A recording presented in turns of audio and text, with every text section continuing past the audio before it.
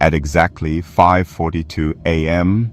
in morning local time, U.S. strike on Burkina Faso. This is a wake-up call for African sovereignty, not submission to bully. In the wake of a recent U.S. strike on Burkina Faso, it's crucial to confront a disturbing reality. Burkina Faso is not at war with the United States. There's no declaration, no formal conflict. Yet this strike, reportedly claiming 7 lives and destroying vital communications towers, was nonetheless executed with chilling precision. This isn't a conventional military act. It's a statement, a deliberate show of force designed to intimidate and silence. This scenario, orchestrated outside any framework of war, is eerily reminiscent of 2011 when Muammar Gaddafi was targeted and eliminated, effectively silenced, as Western powers sought to reshape Libya and its future. History seems to be repeating itself, but this time the target is the Sahel, and the goal may be broader, to reassert control over Africa's political direction and economic resources. African leaders are watching, and they should be terrified. But fear must not paralyze. Instead, it should fuel collective resistance to this recurring pattern of foreign interference disguised as security assistance. The Treaty of Pelindaba, a symbol of surrender, or a foundation for sovereignty.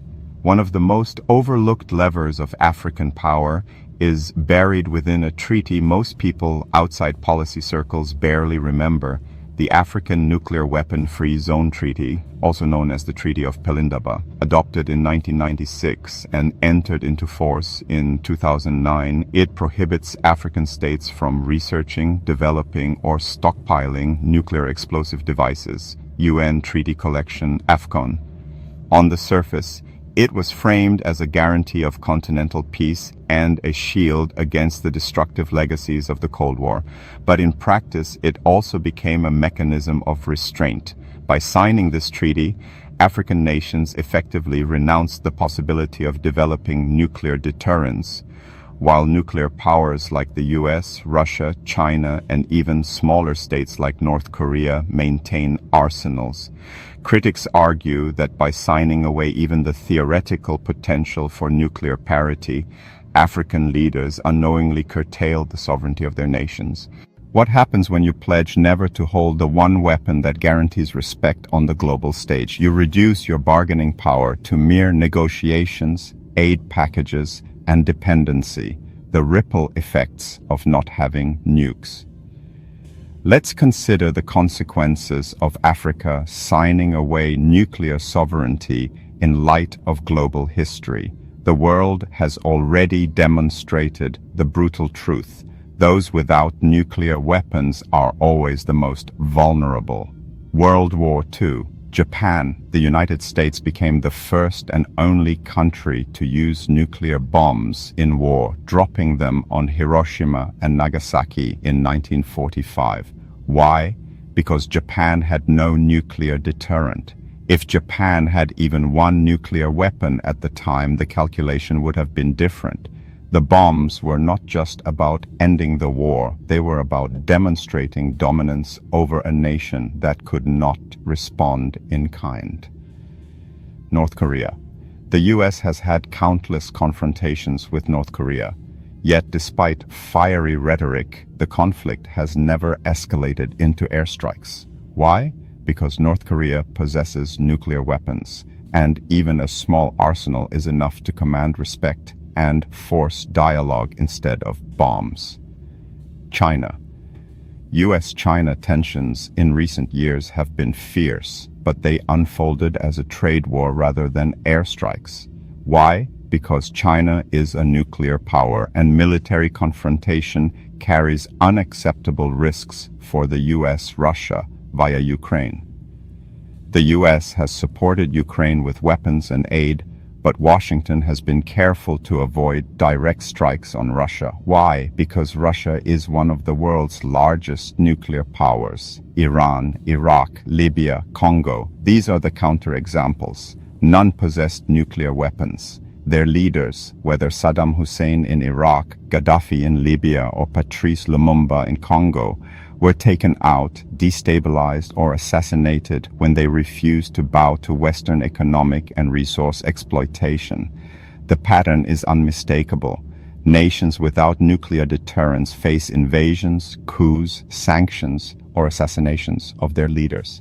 In today's world, there can be no real peace without balance of power. Peace in 2025 isn't a romantic handshake. It is when Mr. A and Mr. B possess near equal military capability. Anything less invites sabotage, sanctions, or strikes. And this is precisely why the US is deeply concerned about African nations ever possessing nuclear capability.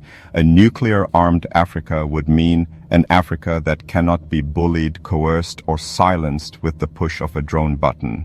That is the unspoken fear behind treaties like Pelindaba.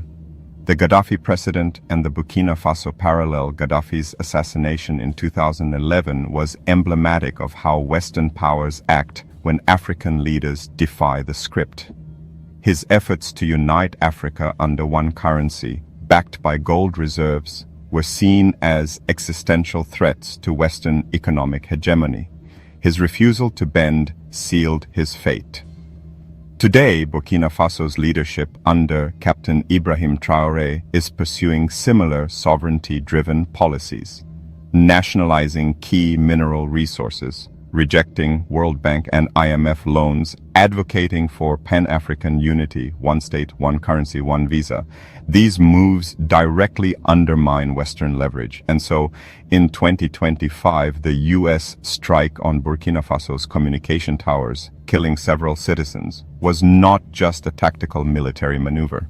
It was a symbolic blow, a warning shot designed to remind the Sahel that Western dominance is still in play. But unlike in Libya, this time the response is different. Instead of cowing the Sahel states into submission, the strike has hardened their resolve. A tide of resistance, Ibrahim Traoré and a new era Traoré, embodies a new generation of African leadership, bold, unapologetic, and willing to risk defiance. His refusal of IMF loans, his insistence on local control over resources, and his outreach to other Sahel states signal a tectonic shift. This is not the Africa of the 1960s, still in colonial hangover. This is an Africa where leaders recognize the parasitic loop of foreign loans, conditional aid, and enforced disarmament. Traoré's Burkina Faso has become the epicenter of resistance, reclaiming our destiny, not subjugation, but sovereignty. The US strike was intended to send a message. Instead, it has awakened a counter-message. Africa cannot afford to live permanently in submission. Economically, Africa must break free from dependence on World Bank and IMF loans that strip sovereignty under the guise of development. Politically, African states must resist external manipulation of their leaders. Strategically, Africa must reconsider whether treaties like Pelindaba truly serve its long-term interests or lock it into vulnerability. True sovereignty demands parity, not subordination. A continent rich in uranium, coltan, gold, cobalt, and oil cannot forever outsource its destiny to foreign powers, who see it only as a resource depot. Closing reflection. The US strike on Burkina Faso is not merely an isolated event. It is a warning, a pattern, and a reminder of the stakes. Gaddafi's silence was the first act. Traoré's defiance may well be the second. The game has changed. Africa must rise. Africa must decline trading its sovereignty for a mere aid that create more destabilization, instability to its economy than it promises on paper. If there must be anything that is better than a warm handshake, it is equity, equality, and freedom from Western oppression and economic stampede. Thanks for your time. Thanks for watching. Let me know what your thoughts are in the comment section.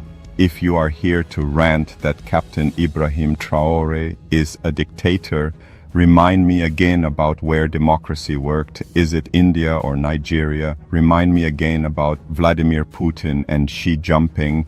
If you cherish the unprecedented defiance of Russian against all sanction and proxy crisis from the West, that's a masterpiece to copy his guidelines and leadership. If you value the monumental development going on in China of unparalleled measures, remind me again why doctorship is not the best fix for African uprising. See you in the comment section.